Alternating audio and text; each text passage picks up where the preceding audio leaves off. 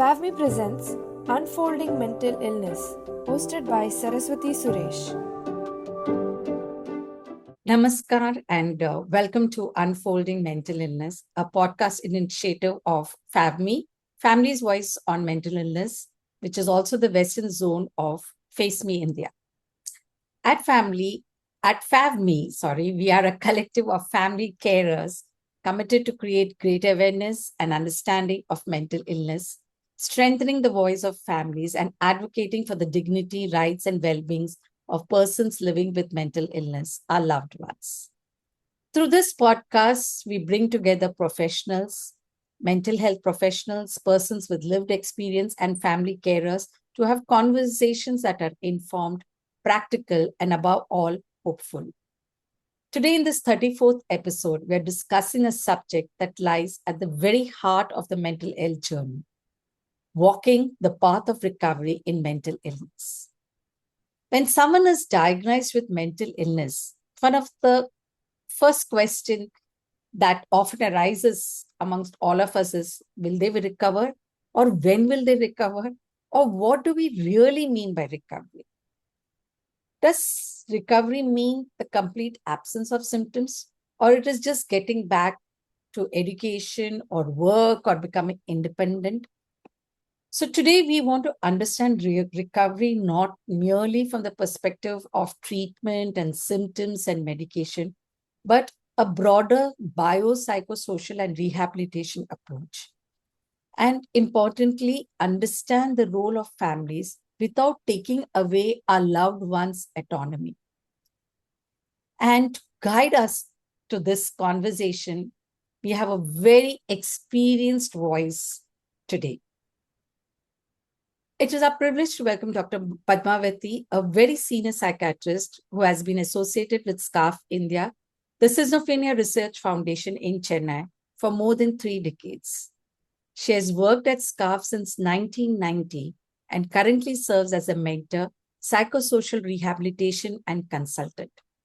Her long experience in mental health and rehabilitation gives her a valuable perspective on what recovery looks like, not only clinically, but in the everyday lives of our persons and their families. Dr. Padmavati, a very, very warm welcome to this conversation on unfolding mental illness. Thank you. Yeah. So we'll first start our conversation with the very first question of understanding what is recovery and going beyond myths and conceptions. So what is exactly recovery, and how is recovery simply becoming system free, or is it about a person living a meaningful life despite the ongoing challenges? And what are some of the myths that need to be broken on with respect to recovery? You would have by now realized that recovery means different things to different people. WHO defines recovery as, very simply put, someone returns to their level of functioning, taking on whatever roles and responsibilities the individual should be doing in regular routine life.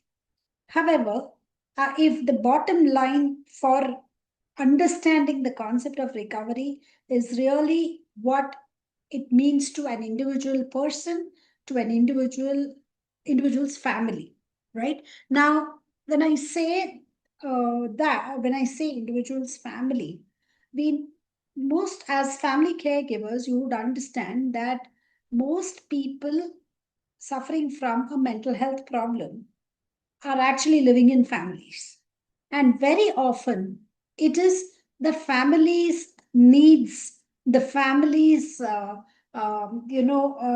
comprehension of the whole situation that determines the definition of recovery. Right? And so you did mention in the introductory bit about autonomy of the individual. And I think when you really look at the definition of recovery, I believe that an individual's autonomous understanding of recovery is really at the fundamental, position of this whole concept of recovery. This might be a very, very kind of broad, very optimistic kind of statement, but I do think that an understanding of recovery really sets the goalpost for what the individual stroke family really want for for people to have, to reach the goalpost that they have to reach. To understand a little bit more practically, we did a small survey where we asked people what recovery meant to them. And we asked both families and persons. Of course, there was not much of congruence between the two, because while the person with the serious mental disorder might say, look, I want to go to work, right? The family will say, no, it's okay if they just remain quiet in one place, take their medications regularly, and remain quiet in another place. So that kind of incongruence was there. But a lot of people really, I remember seeing, I'm treating one young boy who is now about 36, been seeing him for quite some time now. And he would tell me that, I don't want to talk to you too much, because anyway, it's my family that determines what I have to do or what I do not have to do. It took me a while to convince him that, look, he also has a role to play in his life. And we started a theater group in Scarf. And I just casually asked him, hey, do you want to be part of this team? And he said, I want to be part of this team, but my parents may not allow me. And so the case manager actually had a conversation with the family and said, so the family said, as long as it is within Scarf, it's okay. You can't take him out anywhere and, things like that. And so we just agreed in the beginning. But then subsequently, the play really went places. They went to a lot of open communities. They went to other hospitals. They went to corporates. And it was all during working hours. So we managed to get away with it because then the family didn't have much to say. Of course, there was a video shooting that happened, and there we had to get a written consent from both the person with mental health problems as well as the family. The family did put their foot down and said, so sorry, no videos, no movies. And uh, again, so for this young man, his concept of recovery was, hey, I did perform very well in this play. A lot of people clapped their hands for me, and I felt very good at the end of it. But for the family, it was actually something that they didn't much appreciate. They didn't see the value in what he was bringing to the table. So in a sense, so that's why recovery is extremely personal. Recovery is something that is born out of a comprehension of the individual, whether it is a person with the problem or the family member. And therefore, you can't really have a one liner definition for recovery. Okay. But if I, as a family carer, okay, how would I then define recovery? It depends upon your needs. Okay. You have, say, for example, a young mother with a young son with around 20s, and your thought would be, hey, my young son has to finish his education, he has to get a job, that's your early kind of need. And so your definition of recovery would then be, he has to complete his graduation, right? If he has completed his graduation despite him being on medication, then I would say he's recovered, right? Your next step would then be, meaning it's, so really it has to do with functioning of the individual. Once the 20-year-old lad finishes his education, then you would then say, oh, he has to get a job. If he finds a job, I would think he is recovered. Could be one place, but it also depends upon the severity of the illness. Suppose, just to give you an example, a young mother, like, who came to the OPD, a young couple actually. Their 20-year-old son suffers from schizophrenia and has been under treatment over the last 4 years. Uh, it all started after he finished his plus two, and they of course admit the first thing they did was put him into engineering college.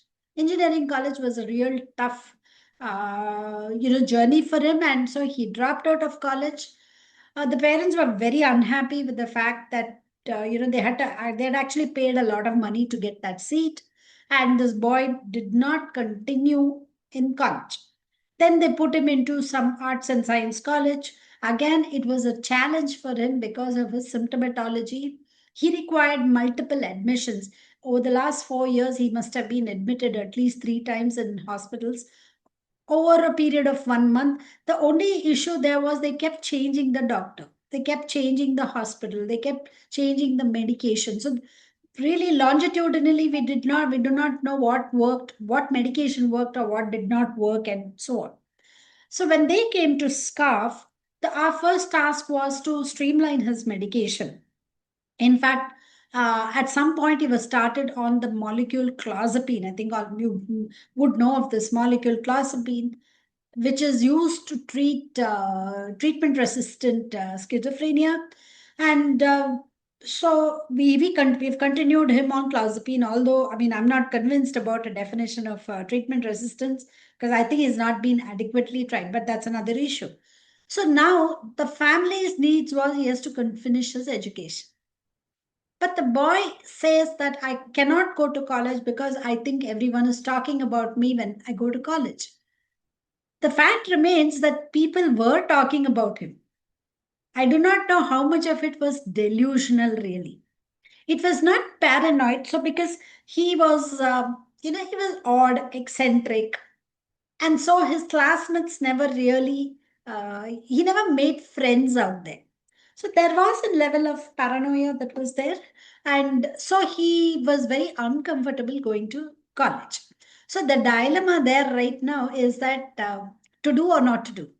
Should I complete my education or should I, you know? So the boy, in fact, was quite smart. He said, I can opt for a correspondence education, but there is a stigma associated, not just being mentally ill, but also not going to college, right? If you've completed a graduation through correspondence, it was not really viewed very uh, optimistically by the family. We are working with the families. We are trying to tell them that, look, even baby steps towards recovery is very, very important. And right now, we are at a stage where the family at least comes and listens to us, right? And the fact that they had kept moving doctors earlier also indicated that they never stopped to listen to what the doctor was saying or what the psychologist was saying. So at this point in time, I think it was a small victory for us that we have, at least over the last 3 months, we are able to get them to sit and listen to us, right? And hopefully, I'm sure their definitions of recovery, which will change over time, the goalposts will keep moving, right? So I'm quite confident that we should be able to reach out to them and get them to an understanding of what their son really needs, what are his abilities, how do they go about promoting those abilities, right?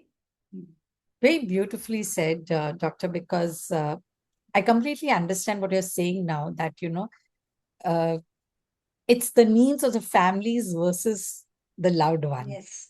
And you have to take those baby steps and the goalpost and then move towards each goalpost, one by Yes. one, rather than trying to jump and, get both the families and the loved ones together in one, Right. on one page, which I Right. think is the most difficult challenge, I think, Yeah.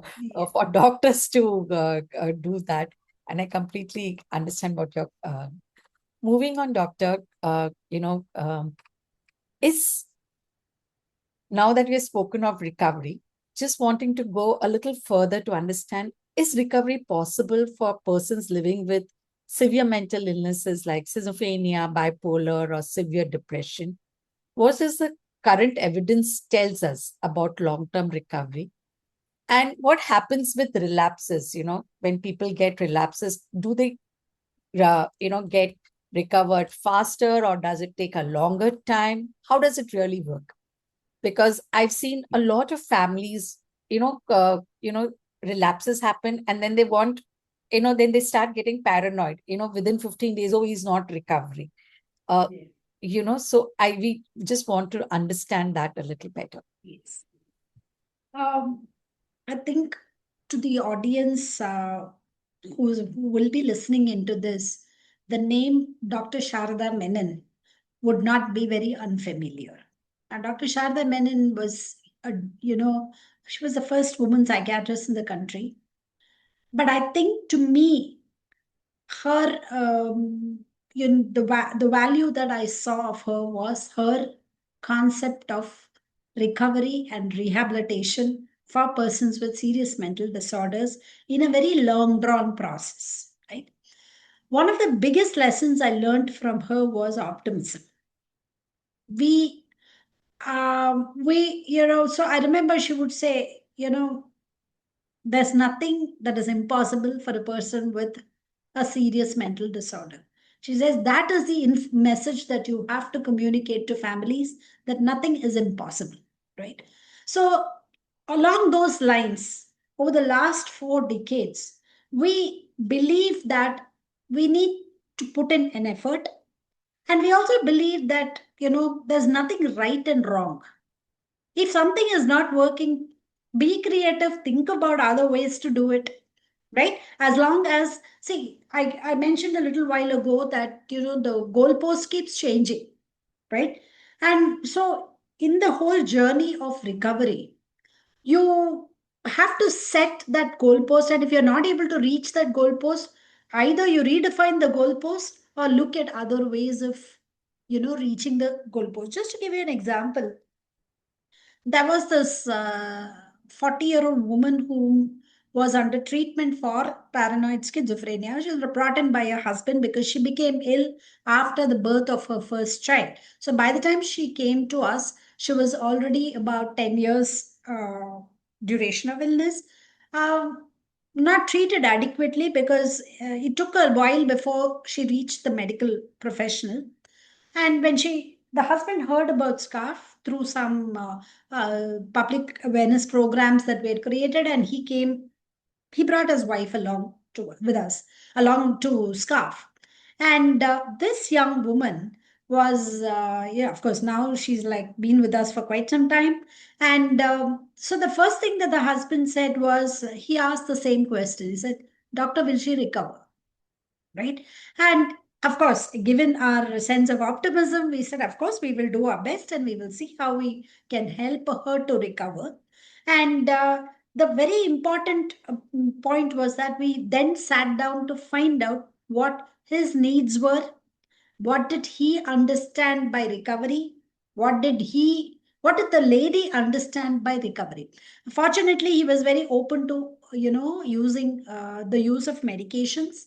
And he was willing to, he was supervising the medications. He was really taking great care of his wife and his child as well. They had their one child. So he was really taking great care of the lady. And over a period of time, uh, well, the woman's symptomatology was persistent. She was hearing voices all the time, and she was also periodically would get, delusional thoughts and so on. And she was, so there were periods when he was very frustrated. He said, oh, nothing is happening. She's not recovering, and so on and so forth. But thanks to his efforts, today she is a student of, she's about 40, maybe she's about 48, 49, but has enrolled into a master's program for music at the University of Madras. And, he actually drives about 11 kilometers every day to drop her off at college.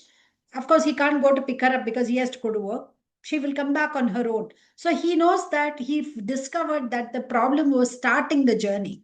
So he makes this effort to drop her into college and bring her back 5 days a week. And just last week, when I met him, met her for a review, and he was along with her. He would come for reviews very regularly. He makes sure that he works from home on those days. So he's on his phone every time he's waiting in the waiting room. He came and he said, "Doctor, you know what? This was a baby step that you were talking about, and after so many years, right? He's now. He said, you know, if she studies, she will pass." Is his thought. Said just that I have to get her to sit and study and things like that. So the point I'm trying to tell here is, for a woman who would, she's on clozapine, treatment resistant. Despite clozapine, she's still symptomatic, but she's doing something else as well, right? So she is on the road to recovery, and so I do believe that.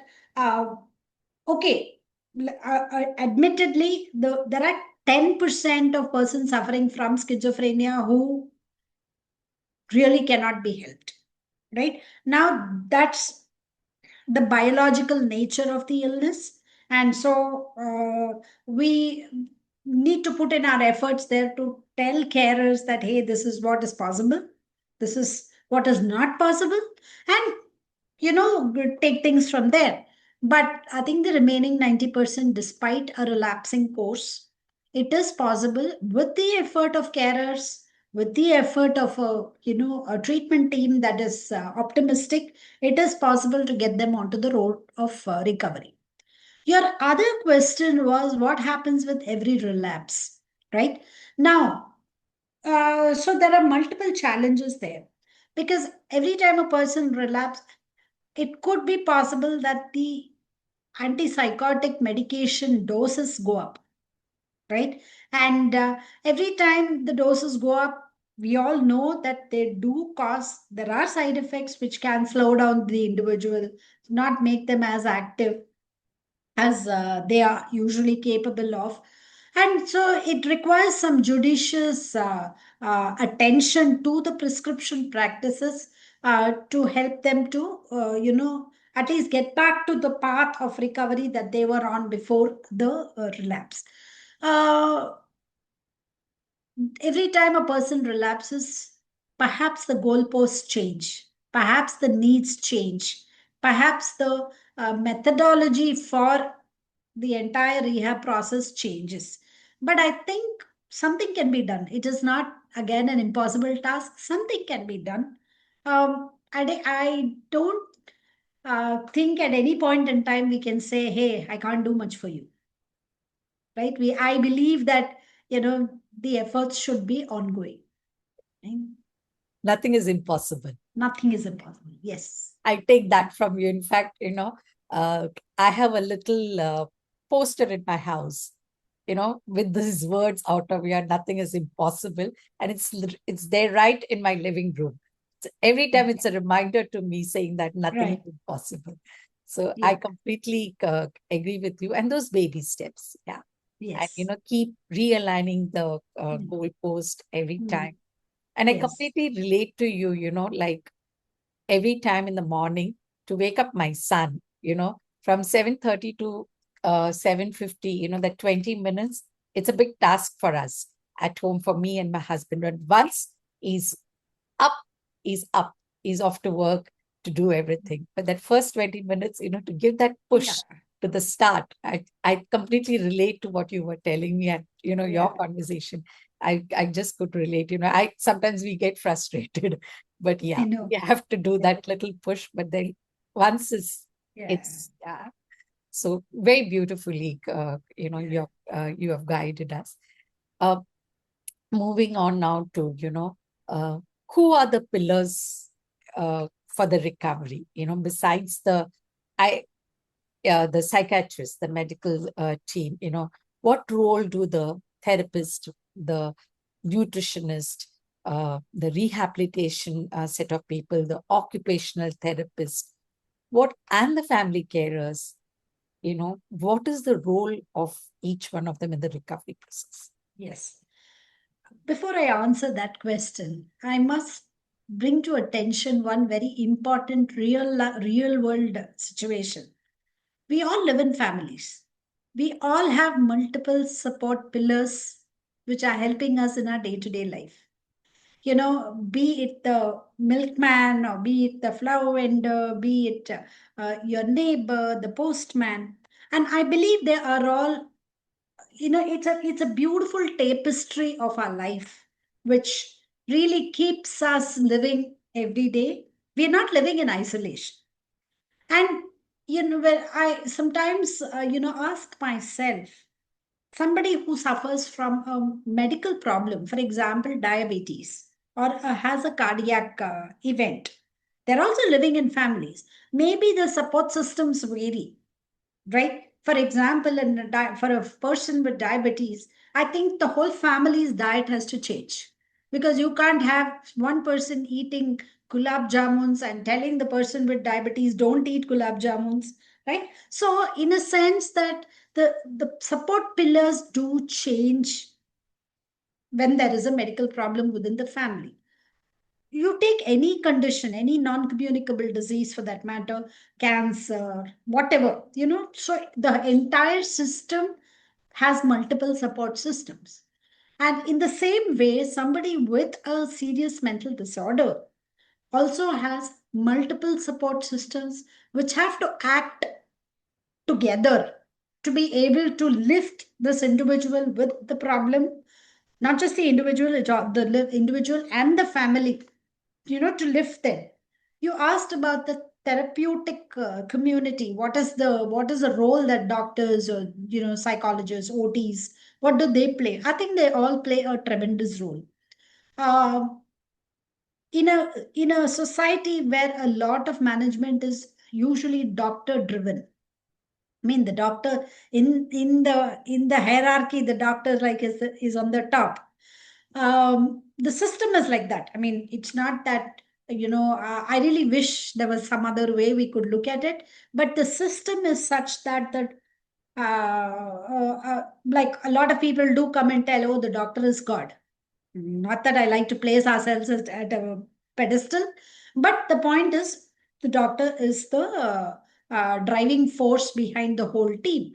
However, it's not just the doctor alone. For me, I also believe that the case manager, in a setting like SCARF where we have case managers, um, they become the most critical point of contact for the person with serious mental disorder.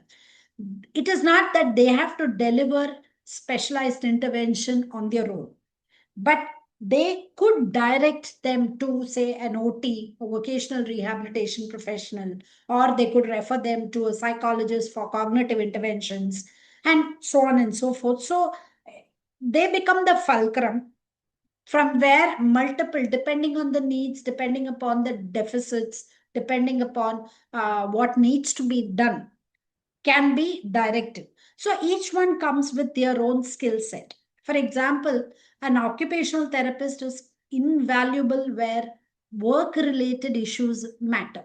When I say work related, you want your son or daughter to go to work. And so the starting point is occupational therapy. Find out what are the deficits, what are the skill sets that the individual has. How do you promote that? How do you link them to appropriate resources in the community alongside with the case manager? And you go to the psychologist. Of course, there's so much of evidence now to talk about cognitive compensatory cognitive training. Look at CBT, and so many techniques are available for the individual to be helped in different ways, not just the individual and the family together. So each one comes with their own skill set.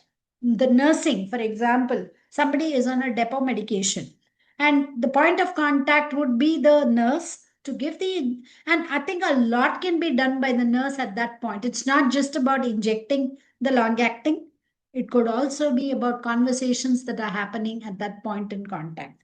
The nutritionist, I think, plays an extremely valuable role in just telling people, hey, how much of rice are you consuming?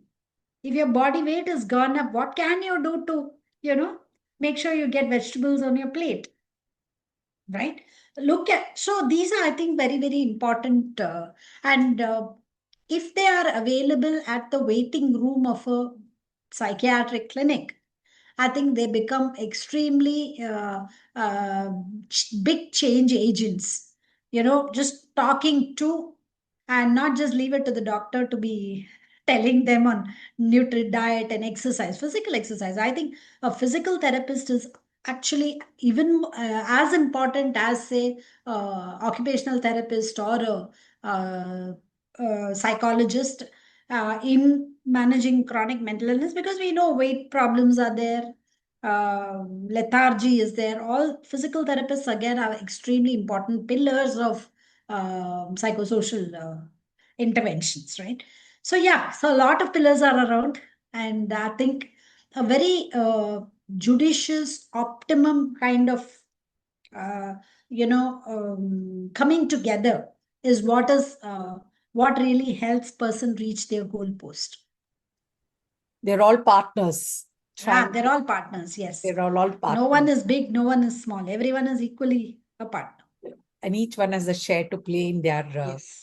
I like this concept, the waiting room. If they are all available, it would have been so nice. Nice, yes. It would have helped families also. Absolutely. Yeah. We are attempting to do that at SCARF. Oh, lovely. We're looking at, of course, raising CSR funds, Okay. which is a tall order, because it's about understanding the concept. I keep telling people, you go walk into the clinic of a diabetologist, you will see multiple players there. Correct. It is not just the doctor who's talking to you. Yeah. There are multiple players who are guiding you on diet, on exercise, and so on and so forth. Why is it that we can't repeat the same thing in a psychiatric facility? Right? Yeah. Beautiful. Yeah. I'll now hand it over to Dr. Sachin to take it forward, ma'am. Thank you, ma'am. It's, I think, very well explained, and I think you used the word tapestry. So I think the next question, I think recovery is like weaving a tapestry. So what question we have is that when you have a relapse, I think you don't need to actually unwind the entire fabric, but I think you just need to pay attention to one thread of that entire fabric which has gone wrong. So it might be basically medications, or it might be therapy, etc. So earlier you mentioned about the word optimism. So I think, but still families do make mistakes. And what are the most common mistakes families unintentionally make, and what are the challenges they face, and how can you support recovery while encouraging independence? So I think the word tapestry used was very good, and because all these threads and the example of a milkman, because all these also form a very important support system in our lives.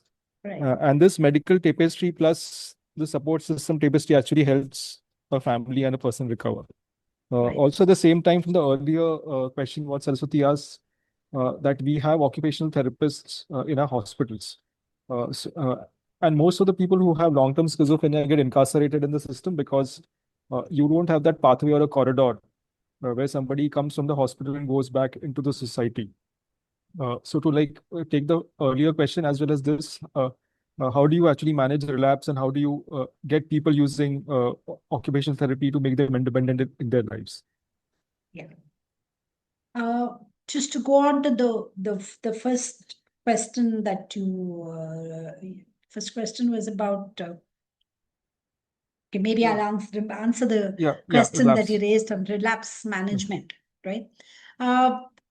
Okay, I mean, I'm also a clinician. I do sit in the OPD and see patients. Of course, relapses do come in frequently. We are a tertiary care center, so we see relapses quite a lot. So one of the first things that seems to work is identifying early signs and symptoms of relapse. For example, I would tell people that, even if the individual has not slept for a single day, please bring it to our notice. It may be nothing. It could just be, one of those nights that you don't sleep. But I would always encourage them to make sure that the case manager or the doctor is informed about lack of sleep. So don't hesitate to send a WhatsApp message, right? And so it could be sleep, it could be getting irritable, periodically. It could be that the family has noticed that, someone is talking to themselves, increased in muttering to themselves. Some early signs. Let's see what has changed from yesterday to today.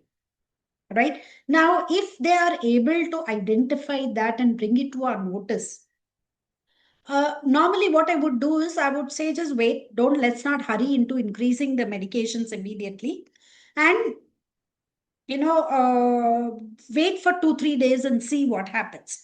But sometimes families are very anxious, and they say no, I because many of them would have seen very bad relapses. So what they do is that even before they get in touch with us, the medications would have gone up, based on the family's experience. They would have actually, increased the doses of Medicaid. Oh, I gave an extra pill today. It could be, oh, I gave olanzapine or whatever the medication the person is on before they even tell us. Uh, while, I mean, it's not a very wise thing to do, but at the same time, I do not really hold them to task because of the said, yes, I understand that you have experienced this before and so you have increased it. But I always try and tell them that, look, just because the person has shown relapse for a day or two, you don't have to keep the medications on all the time. For those few days, just step up the dose, but make sure you go back to the original dose as soon as possible, and keep a watch on the system. So, identifying early signs and symptoms and managing that is, when I say managing that, I communicating that becomes extremely important, because we don't want, many families. You ask what are the mistakes that caregivers do. Many families do report, oh, I thought it will become all right, so I kept quiet. I'll say, oh no, either they would have increased the doses themselves, or they would have, said, let's wait and watch. Right now, sometimes in this, we know that relapses sometimes can happen at the snap of a finger. They can get escalated rapidly, and we would want to prevent such kind of escalations. Escalations often sometimes means hospitalization, and that revolving door phenomenon happens. And so the important thing is, we encourage families to report early. I always tell them it's okay. It's okay. Nobody is going to tell you that you're worrying unnecessarily, because you're the one who's at the receiving end of most of the problems. I remember one family member who, I think it was a very wise statement that the family member said. She told me that, doctor, you're not living with my daughter every day. I'm the one who's living 24 hours. So I have a right to be anxious, right? If that was the day I stopped telling families, don't be anxious. I tell them it's okay to be anxious, right? I mean, you are going through a difficult situation. As a doctor, I'm probably seeing you about 15, 20 minutes. And maybe I'm available over a phone call or on a WhatsApp message, but then I'm not really facing the situation day in and day out. So I really stop telling families, don't be anxious. I say it's okay to be anxious. And this is a message that I keep repeating them. One is early symptoms of relapses have to be brought to our notice. Don't worry that you are disturbing. One mistake that a lot of family members do is they say, oh, we don't want to trouble you, doctor. We don't want to, keep nagging you with messages. Well, it's a WhatsApp message. I will see it when I want to see it. Right. And so, and I also tell them, that yeah, it's okay to be, to be a little overcautious, if you get my meaning. So that's about relapse. And then every relapse, okay, another situation that I think which we commonly see is that there was one lady, young, and now of course she's in her mid 50s, and I've been seeing her for some time. She would ask me, doctor, don't I have a right to get angry? Because I am suffering from paranoid schizophrenia, don't I have the right to get angry when I have to get angry? I think it was a very profound question because, it so happened that she came to the OPD in an auto, and the auto driver was very rude to her. So I think she yelled back at him. Okay. Her sister was with her, and the sister promptly came and told us, I think she's relapsed. Okay. So then I said, okay, well, let's just talk about what happened to tell you this relapse. No, when she came by auto, she yelled at the auto driver. So then I sat down and I asked her what really happened in the auto ride. That's when this girl asked me this question saying, don't I have the right to get angry? Shouldn't I be protecting myself? Right? And so we really have to contextualize the so-called relapse. Is it really a relapse? Right? Now, there was a husband who was on the phone all the time in the evening when he came home. One of the delusions that this lady had was the husband was having an affair outside the marriage. Now, this is a common story that we hear. Now, so every time they would come she would say, he's spending a lot of time on the phone in the evenings. He does not give me any attention at all. In the a whole day, I'm alone. They don't have any children. So she says, the whole day I'm alone. And when he comes back home from work, he's on the phone. And she already has this doubt in her mind. And sometimes it gets compounded. So every time the husband would report back saying that she thinks I am having an affair, which is not true, doctor. So we don't want to morally judge you for anything. But then we went into a discussion on what does he do in the evening hours to, say how much of time does he really give his wife. And of course, we did not probe into what kind of conversations he's having over the phone and since because that's a very personal matter. He may be talking to another woman, maybe it's work related, maybe it is a social. But the point we tried to tell him was, see how you can manage time with your wife, right? For example, could you help cut vegetables? Spend time in the kitchen just chopping vegetables with her. It doesn't require more than 30 minutes of your time, but it'll do a lot of good for the wife. It took a lot of persuasion, but eventually I think we've got the husband into the kitchen right now and tell him that, okay, and when you get into the kitchen, please leave the phone outside. That don't bring the phone into the kitchen. And we confident, we are optimistic that eventually he will try and find more time with his uh, wife, right?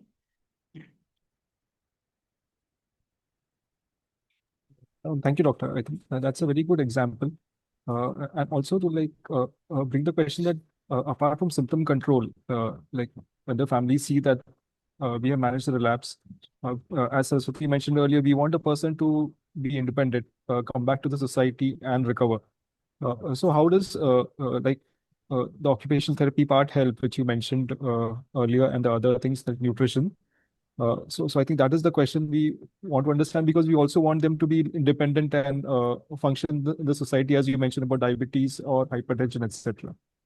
So how do you actually weave this entire? I think you used a very good word called tapestry, and a kind of a system to see that the person is independent. Uh, Maybe he's not incarcerated somewhere in his home, because a lot of people stay at home or in a hospital. So how do these systems help people get back to a certain kind of a functional life? Yeah.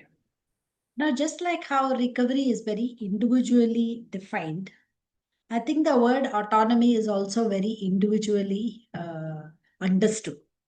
What is autonomy to me?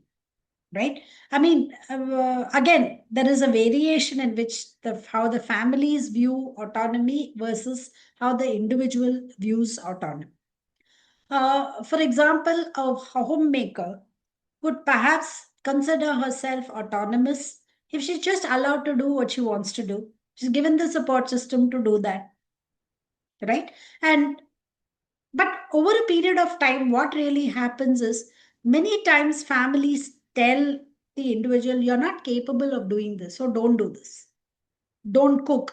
We'll hire a cook for You don't have to do the cooking, or you don't, you can't go out, right? You don't go to the shop because you don't know how to count small change, right? So, uh, a negative signal often is sent to the individual.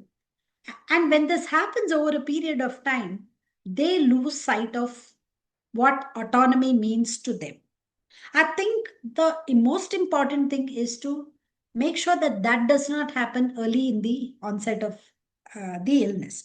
So when we look at first episode psychosis individuals, we one of it is in fact an evidence based this where we do tell families, and what is the information we give families? We give them this little jargon about the biology of psychosis and so on. I mean, that's part and parcel of any psychoeducation program. But I think the important message that is really given to them is that identify what works for the individual, identify what matters most to the individual, right? So it could be that, so we've had young people actually go back, complete their education. Right? And when you complete your education, you actually get that autonomy to take a bus and go to college, buy your own ticket, maybe go out for a movie, maybe go out with friends, spend your own money, right? Learn to use the ATM card. Maybe nowadays it'll be the UPI platform, right? So we try, so that it could be just that is autonomy for the individual, right? But when you keep saying that, you're not capable of doing anything, that becomes a challenge. In fact, I think that is one of the biggest challenges that we face, especially with family members who are not very kind of positive in their outlook uh, in setting goalposts, right? And so those are the real challenges where rehabilitation is concerned. Now you talked about autonomy in identifying the food that the person needs, or the kind of occupation that they want to do. And uh, so where food is concerned, one of the things that we have noticed over time is you keep telling them, like in managing any other chronic disease, you keep telling them, say for example, in Chennai or in Tamil Nadu, rice is the staple food. So we keep telling them about nutrition. How do you get your proteins in up? How do you get your, so there is a conversation that's happening. How, what is the kind of farm, what kind of fruit, so, that they have to be eating? What is the kind of we call it the cereals. How do they eat? Include cereals in their food. That food can be a bit of a challenge because it's really the mother in the house is the one who's doing the cooking, right? People eat what is made in the house. It's very often difficult for families to ensure that the individual has autonomy of choice of food. For example, we did a small survey in the outpatient department, and we found that most people were having curd rice in the afternoon. Staple food. Everyone eats that. Especially in Tamil Nadu, everybody is eating curd rice. And most people were eating only curd rice. And we know the nutritive value of curd rice, right? Not that it's bad, but it does not get you your proteins and, right? So how can the individual have autonomy over the food that they eat? Right? So that's a bit of a challenge, and I've also heard diabetologists say that that's a challenge even in their treatment settings, because I mean, you can't be cooking different meals for different people at home, right? But where autonomy can be achieved, where things like travel, local travel, it could be in the form of exercise, like what kind of exercise that you do. It could be about maybe making the choice of going to watch a movie in a theater, right? Now, these are things that we try and encourage people to do as part of our social skills training program. We call it the Mental Health Recovery Program, or MHRP, where we tell them you can decide on what you want to do, right? And over a period of time, it seems to be working.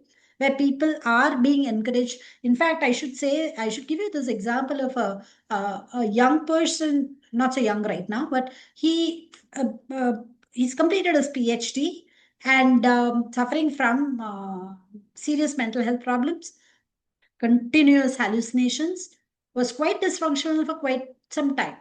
But with a lot of encouragement, recently he has reviewed proposals. He was part, as a person with lived experience, he was part of a advisory committee which reviewed proposals for research, right? And I think that was like for us a big achievement because we got him onto that platform and he successfully delivered, right?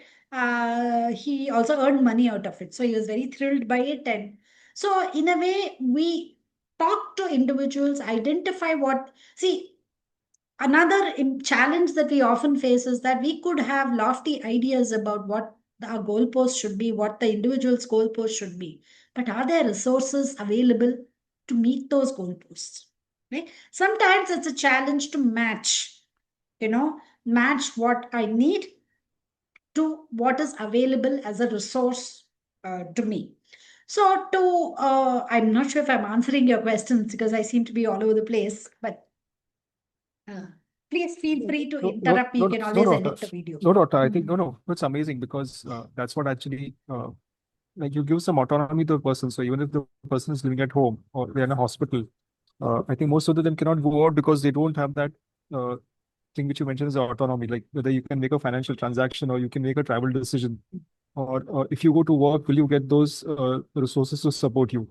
Or have you been actually been trained in occupational therapy or some kind of cognitive therapy where you can actually address your psychosocial deficit and start getting back to a functional life? So I think you're right on Yes. so I think that is I think you used the word autonomy, but because I think a lot of families don't want people back because they feel that it would be a burden if the person is Yes. not functioning well. So I think you're correctly on target. That how autonomous you can make a person if he has that psychosocial deficit. Yeah. Like you have controlled the symptom, but then like sometimes just incarcerate people inside because you are not sure how whether you might be protective or you might have stigma that there's somebody in the family. And what are the steps, as you rightly mentioned, like how you mentioned about the MHRP, which makes a person in a way in a way functional, or Yeah. you do the societal tasks which are mentioned. And of course, as family carers, we also understand and cope with the disease in a certain way. So I think you're right on the track. Only thing we are trying to understand the different threads, as what Saraswati asked, that what can actually help a person who has symptom control, who has taken a detour of a relapse and again comes back, gets back to the society in a functional way. So I think most of the questions you have I'd like to answered. add on here, a visual imagery of a jigsaw puzzle. Right? This is something, again, I learned from one of the family caregivers who taught me about the jigsaw puzzle. You imagine a jigsaw puzzle with multiple pieces. All these pieces together makes a picture complete. But the importance in the process of recovery is that the boundaries of each of these pieces is so dynamic. It keeps changing all the time, right? As against a kaleidoscope where there is a definite pattern. Here, the pattern is unpredictable.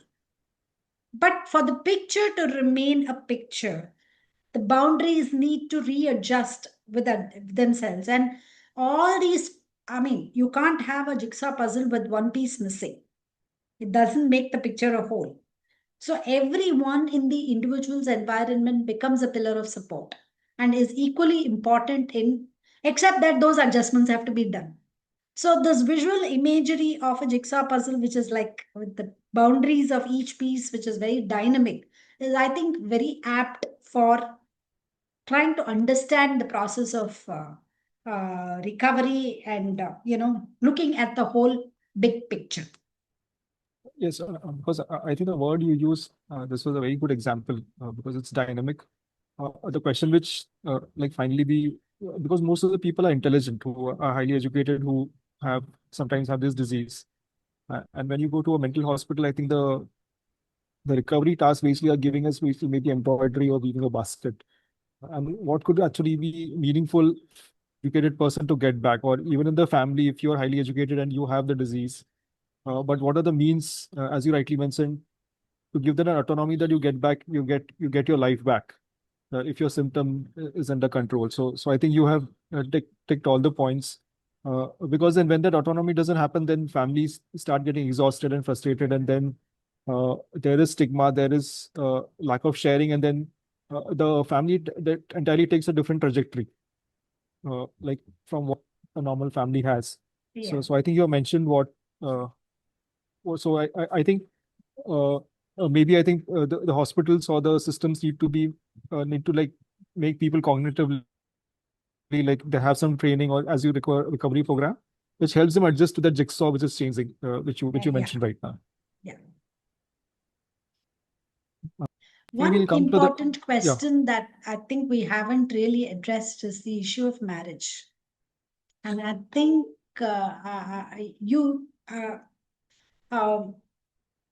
one of the family needs very often is I have to get my son or daughter married, right? Okay, there are a lot of times when we get to know about the marriage after it has happened, right? They don't ask us. We as mental health professionals, we really not party to decision making there, right? That's a question that doesn't, some of them do ask, right? And of course, in a very optimistic way, we do say that it's not that marriage is, the person can get married. However, it must be an informed choice. Disclosure is something that's very, very critical. That's the information, that's the message that we try and tell families. The question then asked is, oh, if we tell that the person is suffering from mental health problems, who will get married? Who will marry my son, or who will marry my daughter? Okay. So it's a very difficult question. And honestly, I don't think any of us really have a proper answer to it. There is no right or wrong answer there. It is definitely situation specific. Uh, so for many people, the goalpost for recovery is, let me get my daughter married. Let me, they'll become better if they get married, because there's one of the myths in mental health problems is marriage cures all, right? So that becomes a big challenge. And I do not know if the system is really ready to answer that question. However, the way we approach it is as a team. We approach it, we always tell them, it's not that you cannot get your son or daughter married. Disclosure is critical. And of course, rightfully so, we have to say that, without mincing any words there.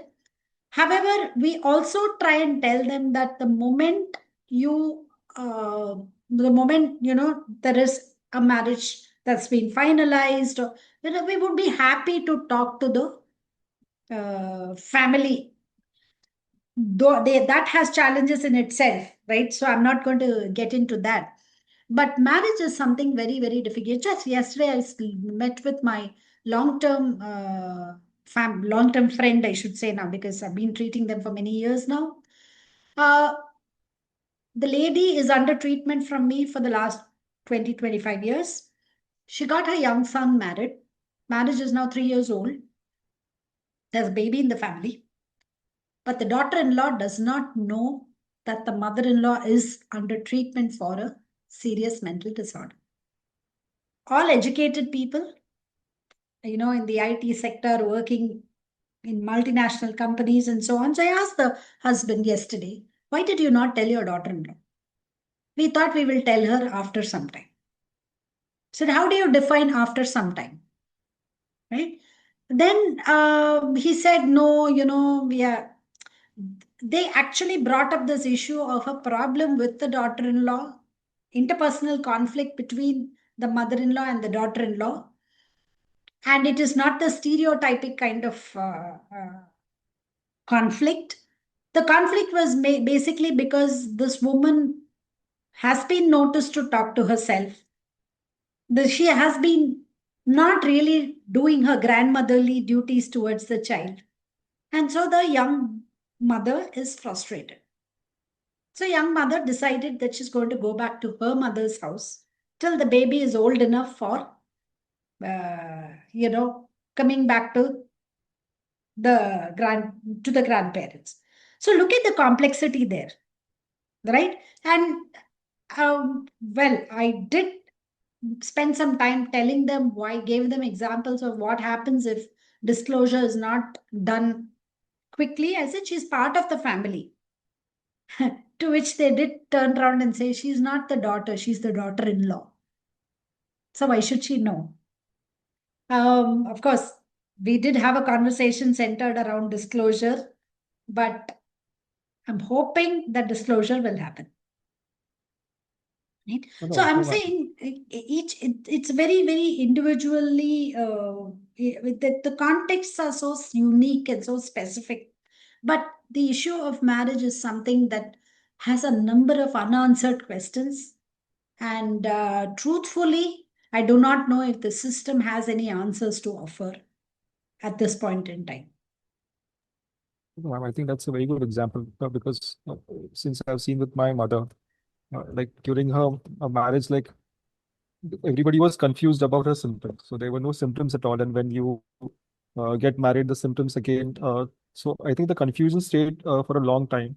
I think the answer based on my journey, as you rightly mentioned, I think it's a very complex journey, is more acceptance and whether you see it as a disease. So, if the knowledge is available with the kind of societal systems we stay in, because even at workplace, since I worked in a big hospital in Chennai, I think most of the people with depression don't want to report it because your unique ID will get captured and that will have work implications. So what you mentioned is really very important.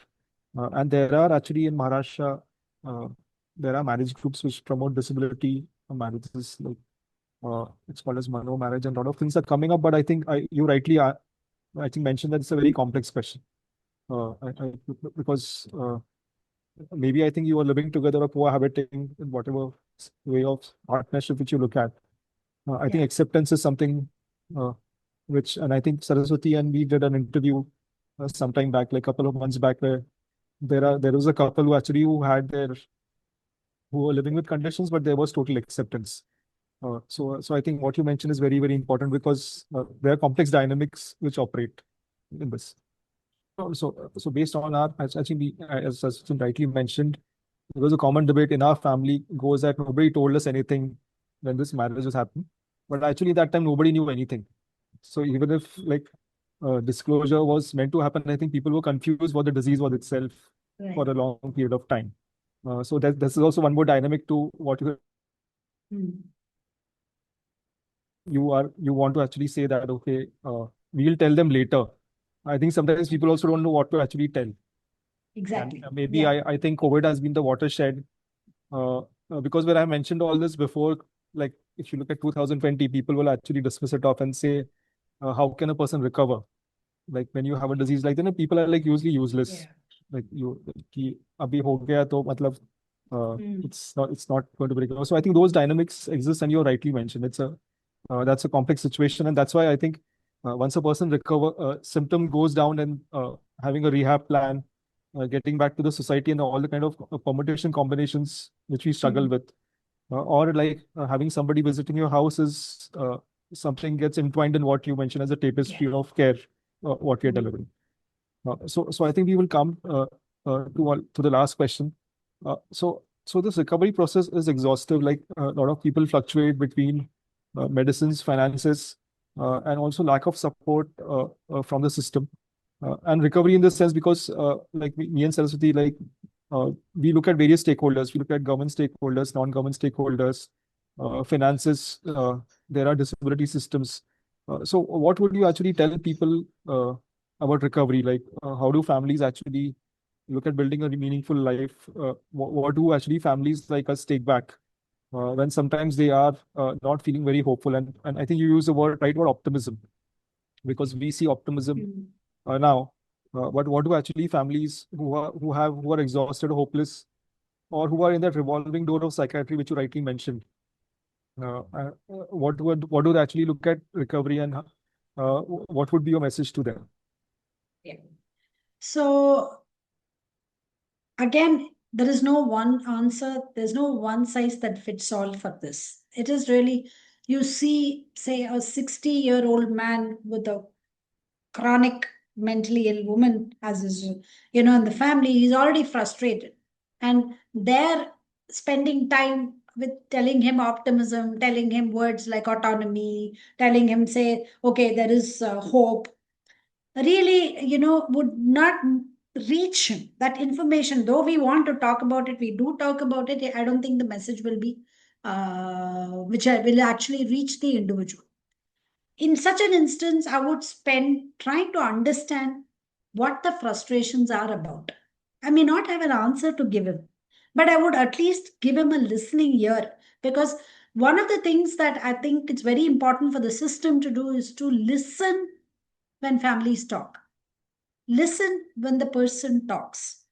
We may or may not be able to offer solutions, but I think allowing them a chance to ventilate itself will tell them it's okay not to be okay, right? That information is something that I think I would definitely want families learn to talk to your therapist, learn to talk about your, not just therapists, even support groups, right? It could just be anybody who's willing to listen. And that listening becomes an important strategy for families to feel less frustrated. Younger age group, little more younger family members, maybe we can talk to them about optimism, about autonomy, about recovery, about hope, and show them the path ahead, right? It's the important information is, hey, there is a wide range of things that you could do to be able to reach different kinds of goalposts that are there. But the longer the person has been in, it becomes a little bit more challenging, right? And in those instances, I think families have to learn to talk. What happens is, in a lot of instances, families just shut off, they get burnt out, and they kind of back off and say, oh, I can't do anything anymore, I've just learned to live like this, right? And this is true anywhere in the world, not just in a low middle income country. It is really not dependent on the economic category that you, across the board, that kind of frustration happens, especially with longer term illnesses. And but I think the message that I would really like to get back is that you can't do away with the problem. We'll have to learn to deal with the problem in any which way that matters to you, right? What matters most is, what do you want? What matters most is, what can you do to make it work? To, well, I might want the moon, but let me at least try and meet it halfway. Wonderful, doctor. I think with your example of tapestry and what you've spoken about listening, because we have those tenuous WhatsApp conversations where people have come Yeah. to an end point, and I think you rightly mentioned that listening is the only way, because sometimes that it's a transient phase where actually you can listen to the person and maybe give them that buffer to actually recover, and then again start addressing the solution. Because Yeah. that it's like a roller coaster ride where somebody hits a low, and then you just that I think it's a journey, but you're stuck for some time. So I think that's a wonderful answer, and whatever I think you have mentioned is something which we have gone through the journey of looking at symptom control and recovery, and then understand how the person gets back to the society. And again, that example of tapestry where I think we also need to find our threads, because normally we give medication and then we stop. But we need to find out other ways, like maybe nutrition, occupational therapy, maybe counseling, and also counseling for ourselves. Like how Right. do we actually address this entire journey of recovery, which is happening with a person in our family. So from myself and from Saraswati's side, thank you very much for your valuable time. Yeah. Thank you so Much much. appreciated. Yeah. Yeah, I take away the jigsaw puzzle, example which you gave. I think that was amazing. It was a beautiful example which you have shared with us. Thank you so much for having a conversation with us, Dr. Padmavati. We Thank you for totally- inviting me. It's Thank been a you. Thank you, pleasure sir. talking to you. Yeah. Thank you so much.